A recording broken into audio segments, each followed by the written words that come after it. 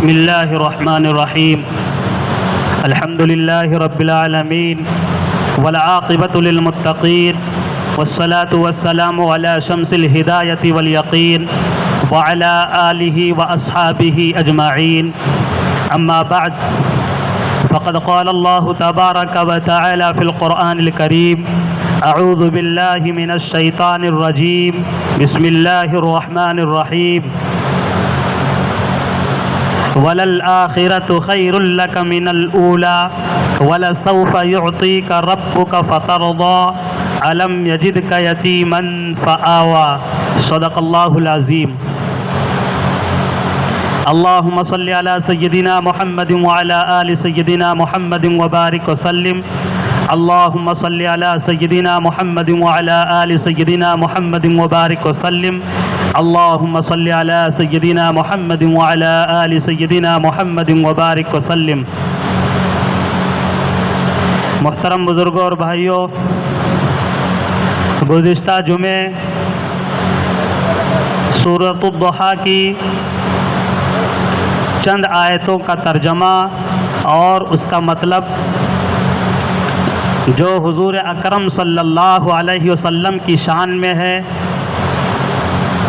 جن آیتوں میں اللہ تبارک و تعالی نے بہت ہی محبت کے انداز میں اپنے محبوب نبی کا تذکرہ کیا ہے، اس کی چند آیتوں کو گزشتہ جمعے آپ کے سامنے بیان کیا جا چکا ہے. آگے کی یہ آیتیں ہیں، جیسا کہ بتایا گیا تھا کہ پوری سورت حضور اکرم صلی اللہ علیہ وسلم کے تذکرے پر ہے. پوری سورت میں محبوب نبی کا تذکرہ ہی کیا گیا ہے، اور اللہ تبارک و تعالی نے اپنے محبوب نبی کا تذکرہ کس انداز سے کیا ہے، اس سورت کو غور سے پڑھنے اور سننے کے بعد پتہ چلتا ہے کہ اللہ کے یہاں محبوب نبی کا مقام کیا ہے. چنانچہ اللہ تبارک و تعالی نے قسم کھا کر کے حضور اکرم صلی اللہ علیہ وسلم سے اپنے تعلق کو بیان کیا ہے. قسم کھایا جاتا ہے انہی چیزوں کا جو چیزیں بہت ہی اہم ہوتی ہیں، بہت بڑی مانی جاتی ہیں، اور انہی باتوں کو بتایا جاتا ہے قسم کھا کر کے کہ جن باتوں کو بہت ہی مضبوط اور پختہ کرنا ہوتا ہے، کہ اس میں کوئی تردد نہیں ہے، کسی طرح کی کوئی شک و شبہ کی گنجائش نہیں ہے، تب اس وقت قسم کھا کر کے وہ بات بتائی جاتی ہے. اللہ تبارک و تعالیٰ بھی محبوب نبی کے تعلق کو، محبوب نبی کی محبت کو، محبوب نبی کے تذکرے کو قسم کھا کر کے اس صورت میں بیان فرمایا. چنانچہ فرمایا: والضحیٰ، قسم ہے دن کے اجالے کی، واللیل اذا سجا، قسم ہے رات کے اندھیروں کی. دوسرے مفسرین کی تفسیر کے اعتبار سے اللہ تبارک و تعالیٰ نے اس طرح سے قسم کھایا کہ قسم ہے محبوب نبی کے چمکتے ہوئے چہرے کی، قسم ہے محبوب نبی کے سیاہ زلفوں کی. واللیل اذا سجا ما ودعک ربک وما قلا، کہ آپ کے پروردگار نے نہ آپ کو چھوڑا ہے اور نہ آپ سے ناراض ہوا ہے. یہ تین آیتوں کو گزشتہ جمعے بیان کیا جا چکا ہے. اس کے آگے کی جو آیتیں ہیں، وَلَلْآخِرَةُ خَيْرٌ لَكَ مِنَ الْأُولَىٰ، اللہ تبارک و تعالیٰ نے اس آیت میں اپنے محبوب نبی کو کے تعلق سے بیان فرمایا کہ اے محبوب نبی، آپ غمزدہ ہیں، آپ اداس ہیں، آپ مشرکین مکہ کی باتوں کو سن کر کے آپ کے اندر بے پناہ ٹینشن اور بے پناہ غم ہے. اللہ تبارک و تعالیٰ اپنے محبوب نبی کو دلاسا دلاتے ہوئے فرما رہے ہیں: وَلَلْآخِرَةُ خَيْرٌ لَكَ مِنَ الْأُولَىٰ، کہ آپ کے گزرے ہوئے دن سے آپ کے آنے والے دن بہت بہتر ہونے والے ہیں، بہت ہی اچھے آپ کے آنے والے دن ہوں گے بالمقابل آپ کے گزرے ہوئے دن سے. مفسرین نے اس کی تفسیر میں بہت ہی تفصیل کے ساتھ حضور اکرم صلی اللہ علیہ وسلم کی شان کو بیان کیا ہے کہ اے محبوب نبی، اللہ تبارک و تعالیٰ فرما رہے ہیں کہ آپ کے گزرے ہوئے جو دن ہے، آنے والا دن آپ کے لیے بہت ہی اچھا ہوگا، جبکہ دنیاوی اصول کے اعتبار سے گزرے ہوئے دن سے آنے والا دن اچھا نہیں ہوتا ہے بلکہ اس سے خراب ہوتا ہے۔ ایک وقت ہوتا ہے کہ جب انسان پیدا ہوتا ہے، اس کی بچپن ہوتا ہے، اس کی بچپن ہوتی ہے، اور اس کے بعد پھر وہ جوان ہوتا ہے۔ جوانی کی عمر سب سے اچھی مانی جاتی ہے، سب سے اچھا مانا جاتا ہے، لیکن جوان ہو جانے کے بعد پھر بڑھاپا اس پہ طاری ہو جاتا ہے۔ بڑھاپے کی عمر سب سے خراب مانا جاتا ہے۔ ہر وقت پریشانی، ہر وقت دوا علاج، ہر وقت فکر، اور بے سہارا، لاچار، معذور، مجبور ہو جاتا ہے انسان۔ اس لیے آنے والا انسانوں کا دن خراب ہی خراب ہوتا ہے اور آخر میں بہت ہی زیادہ خراب ہو جاتا ہے۔ لیکن یہاں محبوب نبی کی شان کو اللہ تبارک و تعالیٰ بیان فرما رہے ہیں کہ آپ کے گزرے ہوئے دن سے آنے والا دن بہت ہی اچھا ہوگا۔ یعنی آپ دنیا میں جب تشریف لائیں گے، آپ کی ولادت باسعادت ہوگی تو یہ آپ کے لیے اچھا ہوگا، بہتر ہوگا، اور اس کے بعد آپ کا بچپن اس سے بھی اچھا ہوگا، اس کے بعد آپ کی جوانی اس سے بھی اچھی ہوگی، اس کے بعد آپ کا نبوت کا اعلان فرمانا بھی اس سے اچھا ہوگا، اور لوگوں کو اللہ کی طرف بلانا اس سے اچھا ہوگا، اور اس کے بعد پھر آپ کو آپ کے وطن والے آپ کو ستائیں گے، پریشان کریں گے، لیکن آپ کا مقام ہمارے یہاں بہت بلند ہوگا، یہاں تک کہ آپ کو معراج میں بلایا جائے گا، مسجد حرام سے مسجد اقصیٰ، ساتوں آسمان، جنت اور جہنم کی سیر، اور عرش پہ مجھ سے ملاقات ہوگی۔ یہ آپ کے لیے لمحہ بہت ہی اچھا ہوگا۔ اس کے بعد آپ کا ہجرت فرمانا اس سے اچھا ہوگا، فتح مکہ ہوگا وہ آپ کے لیے اور اچھا ہوگا۔ اس کے بعد تمام جو جنگیں پیش آئیں گی اس میں آپ کو کامیاب ہو جانا یہ آپ کے لیے بہتر ہوگا۔ حجۃ الوداع کے موقع پر پھر آپ 1.25 لاکھ کم و بیش صحابہ کرام سے آخری باتیں کرنا یہ آپ کے لیے اور اچھا ہوگا۔ پھر دنیا کو رخصت کر کے اور اپنے رفیق اعلیٰ یعنی مجھ سے مل جانا، دنیا سے پردہ فرما جانا یہ آپ کے لیے اور اچھا ہوگا۔ اس کے بعد پھر آپ اپنے پیاسے امتیوں کو آخرت میں حوض کوثر پر پانی پلانا یہ آپ کے لیے اور اچھا ہوگا۔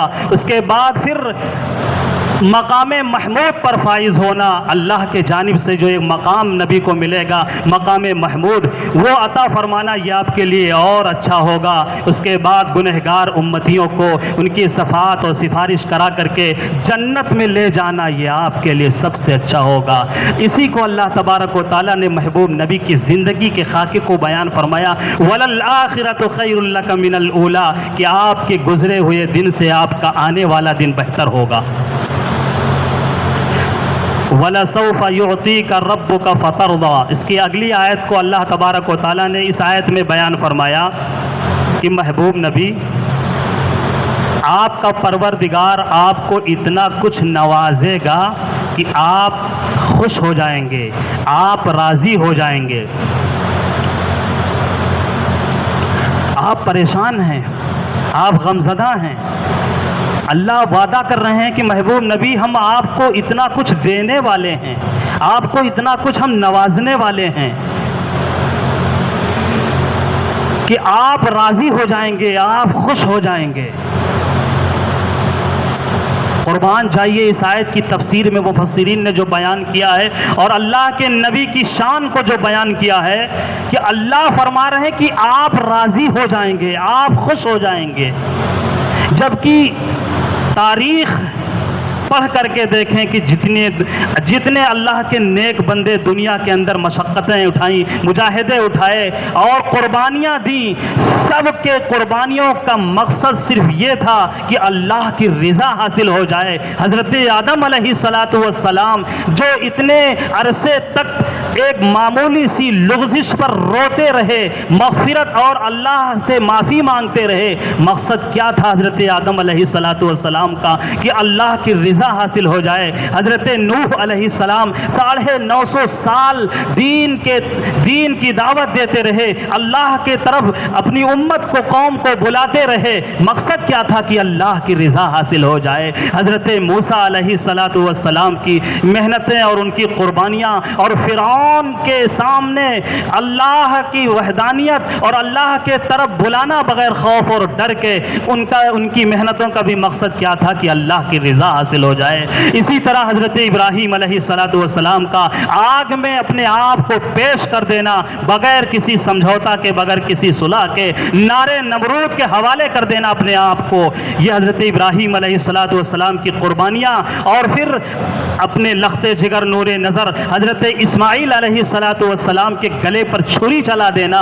ایک باپ اپنے بیٹے پر چھری چلا دے رہا ہے, مقصد کیا ہے کہ اللہ کی رضا حاصل ہو جائے. حضرت اسماعیل علیہ السلام بھی ذبح ہونے کے لیے اللہ کے نام پہ تیار ہیں, کوئی کسی طرح کی کوئی انکار نہیں, کوئی بھاگ دوڑ نہیں, بالکل اپنے آپ کو سپرد کر دیے ہوئے ہیں کہ اللہ کے نام پہ ذبح ہو جاؤں. مقصد کیا تھا کہ اللہ کی رضا حاصل ہو جائے. حضرت یوسف علیہ السلام جیل خانے میں وقت گزار رہے ہیں, قربانیاں دے رہے ہیں, مقصد کیا کہ اللہ کی رضا حاصل ہو جائے. اسی طرح اور صحابہ کرام اور انبیاء کرام کی جتنی قربانیاں ہیں, ان قربانیوں کا مقصد کیا کہ اللہ کی رضا حاصل ہو جائے. پھر صحابہ کرام کی قربانیاں, پھر اولیاء کرام کی قربانیاں, پھر مجتہدین, مفسرین, اولیاء کرام, سب کی جملہ, سب کی قربانیوں کا کیا نتیجہ, کیا مقصد تھا کہ اللہ کی رضا حاصل ہو جائے. وَرِضْوَانٌ مِّنَ اللَّهِ اکبر. قرآن میں اللہ تبارک و تعالیٰ نے بیان بھی فرمایا ہے کہ اللہ کی رضا مندی یہ سب سے بڑی چیز ہے. اللہ کی رضا حاصل جس کو ہو جائے وہ بہت ہی خوش نصیب ہے. اللہ کی رضا مندی سب سے بڑی چیز ہے. وَرِضْوَانٌ مِّنَ اللَّهِ اکبر. لیکن اللہ تبارک و تعالیٰ اپنے محبوب نبی کی شان کو اس طرح سے بیان کیا ہے اس آیت کریمہ میں کہ فرمایا وَلَسَوْفَ يُعْطِيكَ رَبُّكَ فَتَرْضَىٰ, کہ محبوب نبی آپ کا پروردگار آپ کو اتنا کچھ دے گا, اتنا نوازے گا کہ محبوب نبی آپ راضی ہو جائیں گے. ساری دنیا اللہ کو راضی کرنے کے لیے اللہ تبارک و تعالیٰ اپنے محبوب نبی سے کس قدر محبت فرما رہے ہیں, اور محبت کا اظہار کس انداز سے کر رہے ہیں کہ فرما رہے ہیں کہ آپ راضی ہو جائیں گے. حضور اکرم صلی اللہ علیہ وسلم پر جب یہ آیت نازل ہوئی اور صحابہ کرام بیٹھے ہوئے تھے, حضور اکرم صلی اللہ علیہ وسلم کا چہرہ خوشی سے چمک اٹھا. صحابہ نے محسوس کیا کہ حضور کو خوشی ہوئی ہے, چہرے سے اندازہ لگ جایا کرتا ہے. صحابہ نے عرض کیا اللہ کے رسول آپ خوش ہیں, ضرور کوئی خاص بات ہے. حضور اکرم صلی اللہ علیہ وسلم نے بیان فرمایا کہ ابھی اللہ تبارک و تعالیٰ نے آیت نازل فرمائی ہے اور اس میں مجھ سے وعدہ کیا ہے کہ تمہیں اتنا نوازوں گا کہ تم راضی ہو جاؤ گے, تمہیں خوشی حاصل ہو جائے گی.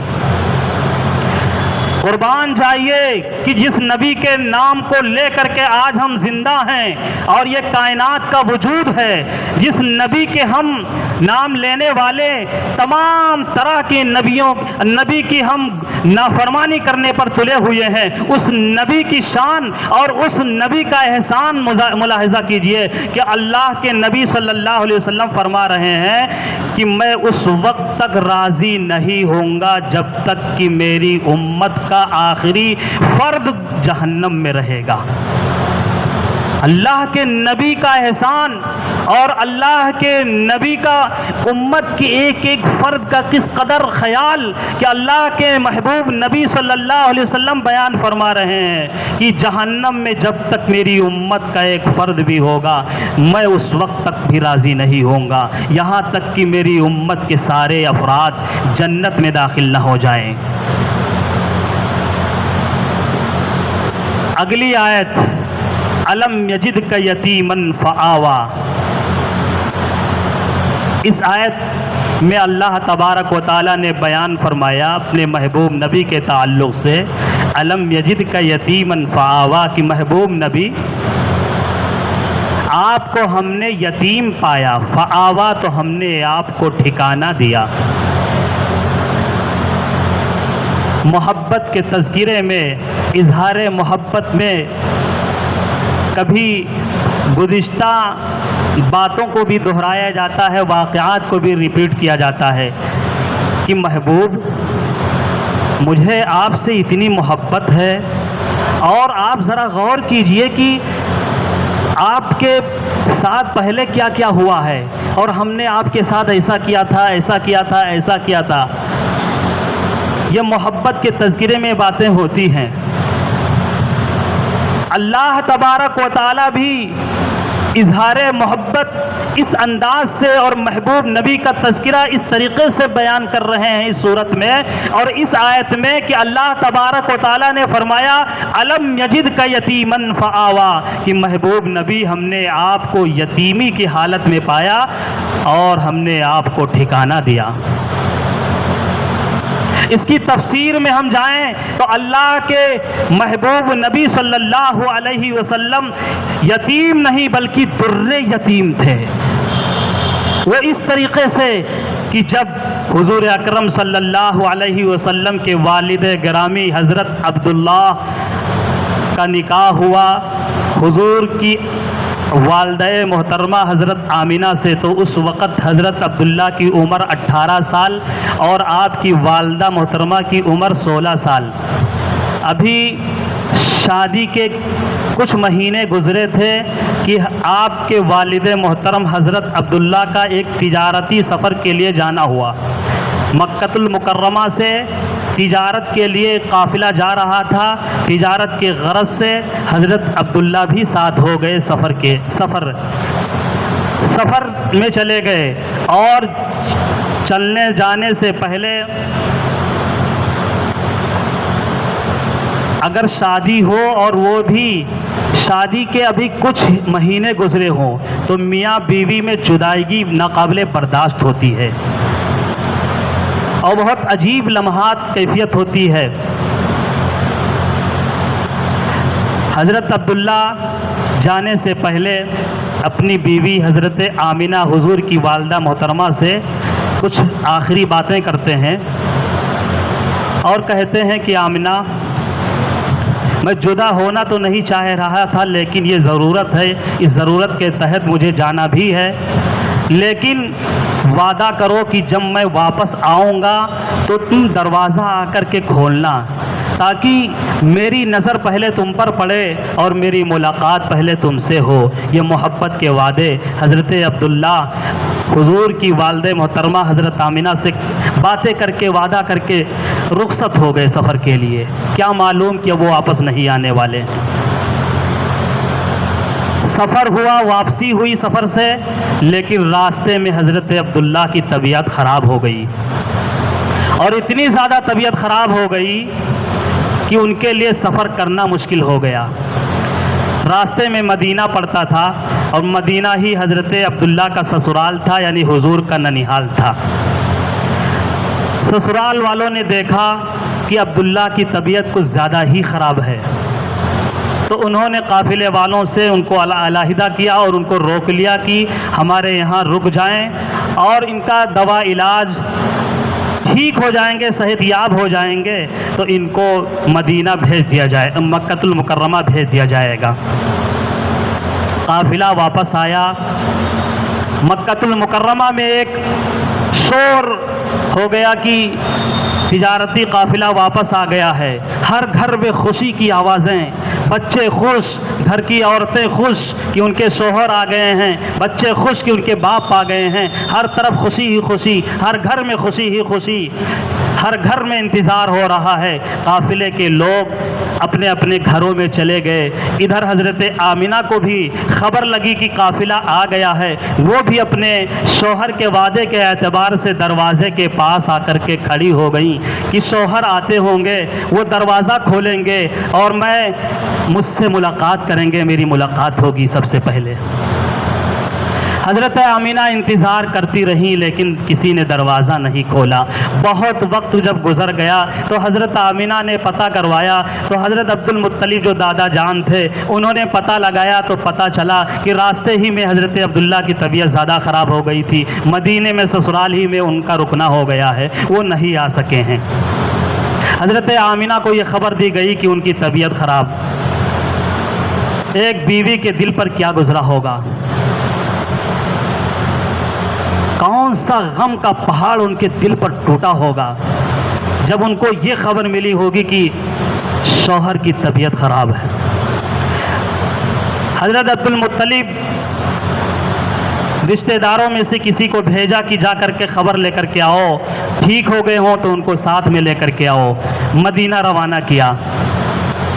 جب مدینے میں وہ گئے تو ان کو بتایا گیا کہ عبداللہ کی طبیعت اتنی زیادہ خراب ہو گئی تھی کہ اسی بیماری میں ان کا انتقال ہو گیا، اس دنیا سے جانا ہو گیا۔ اب ان کی تجہیز و تدفین بھی ہو چکی ہے۔ وہ واپس آئے اور حضرت عبد المطلب کو خبر دیے کہ ان کا انتقال ہو گیا، ان کی تجہیز و تدفین بھی وہیں مدینے میں ہو گئی۔ عبد المطلب نے اپنی بہو حضرت آمینہ کو خبر دی۔ حضرت آمینہ کو جب یہ خبر لگی کہ شوہر کا انتقال ہو گیا، اس دنیا میں نہیں رہے، کیا گزرا ہوگا؟ حضرت حضور صلی اللہ علیہ وسلم کی والدہ محترمہ حضرت آمینہ کے دل پر کیا گزرا ہوگا؟ صبر کی۔ ابھی حضور پیٹ میں ہے، بطن مبارک میں ہے کہ باپ کا سایہ سر سے اٹھ چکا ہے، اب باپ دنیا میں نہیں رہے۔ 6 سال کی جب حضور اکرم صلی اللہ علیہ وسلم کی عمر ہوتی ہے 6 سال، تو حضرت آمینہ مدینہ جاتی ہیں حضور کو لے کر کے، اور حضور فرماتے ہیں کہ میری عمر بہت ہی مختصر تھی کہ میری ماں ایک دن مدینے سے باہر قبرستان میں جاتی ہیں اور کسی قبر کے پاس کھڑی ہو کر کے میری ماں کچھ باتیں کہتی ہیں، وہ بات مجھے یاد نہیں ہے اور میں سمجھ نہیں سکا کہ وہ باتیں میری والدہ کیا کہہ رہی تھی، اور آنکھوں سے آنسو گر رہے تھے۔ حضور فرماتے ہیں دل کہتا ہے کہ وہ یہی کہہ رہی ہوں گی حضرت آمینہ کہ میرے شوہر نامدار، میرے تاجدار، تم نے مجھ سے وعدہ کیا تھا کہ دروازے کے پاس کھڑی ہو کر کے دروازہ کھولنا، اور پھر تم نہیں آ سکے، دنیا سے چلے گئے، مجھے جو امانت دے کر کے گئے تھے، آج تم زندہ ہوتے تو آج اپنے بیٹے کو دیکھتے، کتنا حسین و جمیل بیٹا اللہ نے عطا فرمایا ہے، کتنا خوبصورت بیٹا اللہ نے دیا ہے، آج اپنے بیٹے کو دیکھتے تو کتنا خوش ہوتے، اور وعدہ کر کے گئے تھے لیکن نہیں آ سکے اور میری ملاقات نہیں ہو سکی۔ دل تو کہہ رہا ہے کہ حضرت آمینہ حضرت عبداللہ اپنے شوہر کی قبر پہ کھڑی ہو کر کے یہی باتیں کی ہوں گی۔ کچھ دن مدینے میں رہ کر کے حضور کی والدہ محترمہ حضرت آمینہ واپس ہوتی ہیں، راستے میں مقام ابوا پڑتا ہے، اس مقام پہ جب پہنچتی ہیں تو حضرت آمینہ کا بھی انتقال ہو جاتا ہے۔ ساتھ میں ام ایمن اور کچھ عورتیں تھیں، وہ ان کا وہیں تجہیز و تدفین کر دیتی ہیں، اور حضور اکرم صلی اللہ علیہ وسلم بہت ہی جو معمولی عمر ہے، مختصر عمر ہے، اس عمر میں اپنی ماں کو قبر میں لٹا کر کے مٹی ڈال کر کے کس طریقے سے حضور اکرم صلی اللہ علیہ وسلم واپس مکہ المکرمہ آتے ہیں۔ 6 سال کی عمر، اب نہ دنیا میں باپ موجود ہے اور نہ ماں موجود ہیں، نہ والدہ موجود ہیں، نہ باپ موجود ہیں۔ اسی کو اللہ تبارک و تعالیٰ نے بیان فرمایا کہ محبوب نبی آپ کا وہ وقت تھا، الم یجد کا یتیمن فآوا، کہ آپ کے پروردگار نے آپ کو یتیم پایا تھا، فآوا، تو ہم نے آپ کو ٹھکانہ دیا۔ پھر 8 سال کی عمر میں دادا کا بھی انتقال ہو گیا، یعنی جو مضبوط سہارے ہوتے ہیں، باپ کا سہارا سب سے بڑا سہارا ہوتا ہے، ماں کا سہارا سب سے بڑا سہارا ہوتا ہے، اسی طرح دادا کا سہارا سب سے مضبوط سہارا مانا جاتا ہے۔ وہ جتنے مضبوط سہارے ایک کے بعد دیگرے ہمارے نبی کے سر سے وہ سہارے ٹوٹتے گئے، اٹھتے گئے، اللہ تبارک و تعالیٰ نے اپنے محبوب نبی کو سہارا دیا، ٹھکانہ دیا۔ اسی کو فرمایا الم یجد کا یتیمن فآوا۔ وقت چونکہ پورا ہو چکا، اگلی آیتوں کو انشاءاللہ اگلے جمعے میں بیان کیا جائے گا۔ معذرت کے ساتھ 5 منٹ ایک دوسرے موضوع پر کلام کرنا چاہتا ہوں۔ قرآن کو سیکھنے اور سکھانے والے اللہ کے نبی صلی اللہ علیہ وسلم نے بیان فرمایا، خیرکم من تعلم القرآن وعلمہ۔ یہ کسی اور کا اعلان نہیں ہے، نبی کا اعلان ہے کہ تم میں سب سے بہتر وہ ہے جو قرآن سیکھے اور سکھائے۔ ایک روایت میں ہے کہ جو شخص قرآن کو یاد کر لیتا ہے، حافظ قرآن ہو جاتا ہے، مرنے کے بعد ایسے حافظ قرآن کو اللہ کی طرف سے اعلان ہوگا کہ قرآن کی تلاوت کرتے جاؤ اور جنت کے درجات طے کرتے جاؤ۔ پورا قرآن پڑھنے میں 10 گھنٹہ لگتا ہے، اور 1 گھنٹے میں انسان 5-6 کلومیٹر چل سکتا ہے۔ ایک حافظ قرآن جنت میں کم سے کم 50 یا 60 کلومیٹر کا ایریا ایک حافظ طے کرے گا، اور وہاں لالچ ہوگی تو قرآن کو ٹھہر ٹھہر کے حافظ پڑھے گا، اور چلے گا تیز تو اور زیادہ مقامات حاصل کرے گا۔ ایک حافظ قرآن کے سلسلے میں روایت میں ہے کہ اس کے ماں باپ کو ایسا تاج پہنایا جائے گا مرنے کے بعد کہ سورج سے زیادہ اس تاج میں روشنی ہوگی۔ اگر وہ تاج تمہارے گھروں میں رکھ دیا جائے تو تمہارا گھر نہیں، پوری دنیا، پوری کائنات اجالا ہو جائے۔ اللہ کے نبی فرما رہے ہیں ذرا غور کرو کہ ایک حافظ قرآن کے ماں باپ کے سروں پہ وہ سورج سے زیادہ چمکدار تاج سجایا جائے گا۔ ایک حافظ قرآن کی فضیلت کے سلسلے میں روایت میں ہے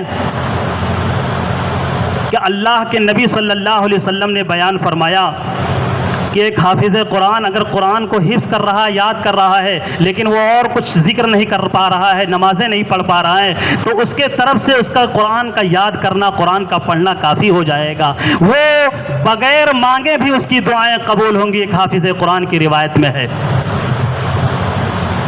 یہاں تک کہ روایت میں ہے کہ حافظ قرآن اگر سوتا ہے تو اس کا سونا بھی ثواب میں لکھا جاتا ہے، اگر وہ سویا رہتا ہے تب بھی ثواب میں لکھا جاتا ہے۔ دنیا کا کوئی ایسا عمل نہیں بتایا گیا کہ وہ جب وہ نہ کرے تب اس کو ثواب لکھا جائے گا، لیکن حافظ قرآن کی اہمیت کو اللہ کے نبی نے بیان فرمایا کہ جب وہ سوتا ہے، دین کے کام کرنے والے سو جاتے ہیں، تب بھی ان کے عمل کا ثواب لکھا جاتا رہتا ہے۔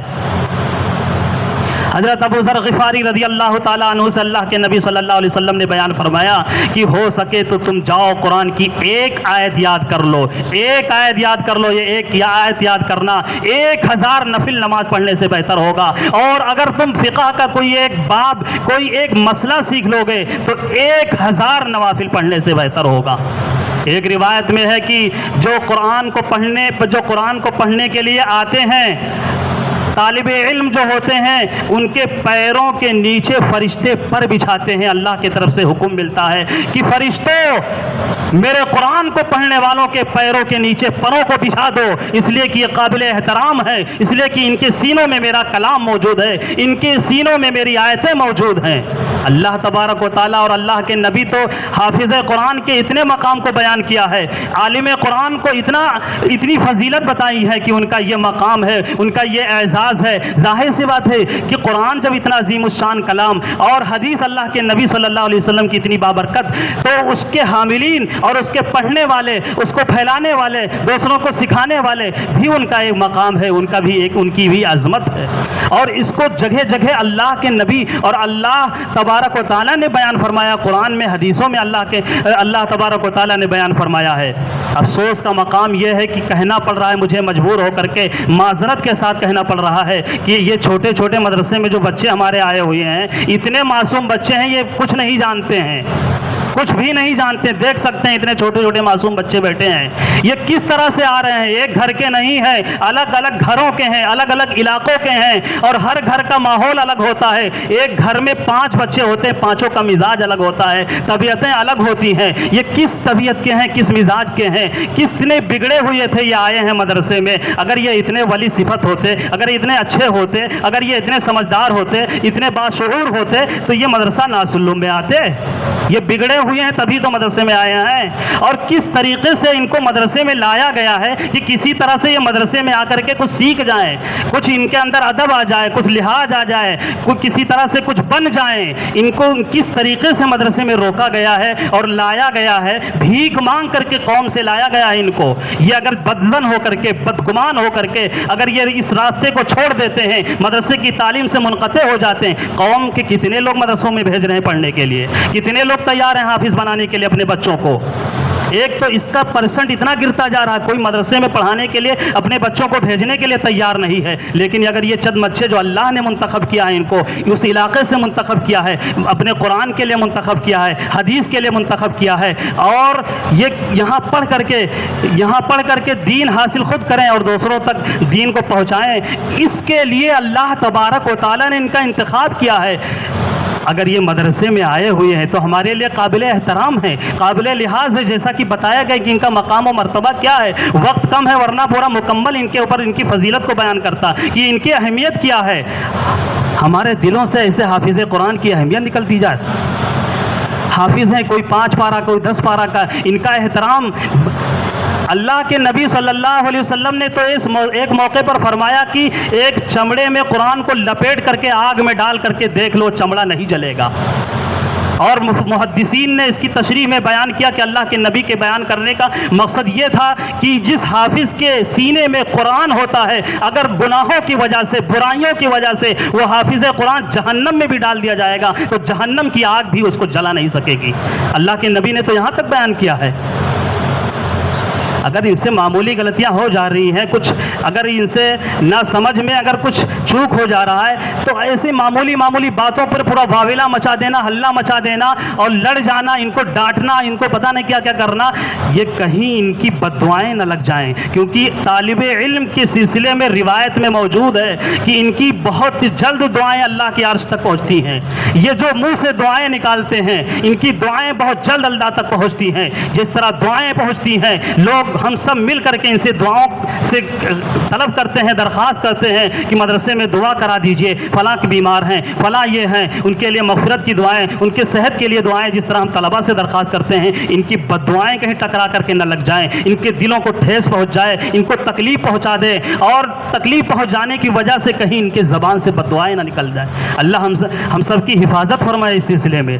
بھائی ہمارے لیے قابل احترام ہیں، یہ ان کو نہ دیکھیں، ان کے سینے میں جو قرآن موجود ہے، یہ جس عمل سے لگے ہوئے ہیں، جس کام سے، جس کار خیر سے جڑے ہوئے ہیں، قرآن سے ان کا رشتہ ہے، اس کا احترام، اس کا خیال کرتے ہوئے ان کا احترام کریں۔ اللہ تبارک و تعالی ہم سب کے دلوں میں احترام پیدا فرمائے۔ آمین وآخر دعوانا الحمدللہ۔